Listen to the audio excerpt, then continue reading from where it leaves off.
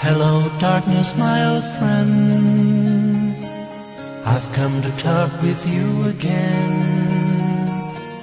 because a vision softly creeping left its seeds while I was sleeping, and the vision that was planted in my brain still remains within the sound of silence. In restless dreams I walked alone, narrow streets of cobblestone, neath the heel of a street lamp.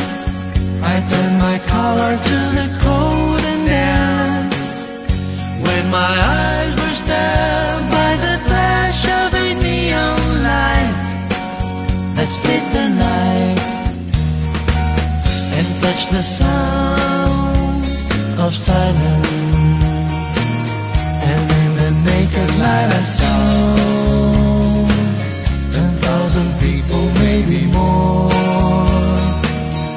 people talking without speaking, people hearing without listening, people writing songs that voices never share.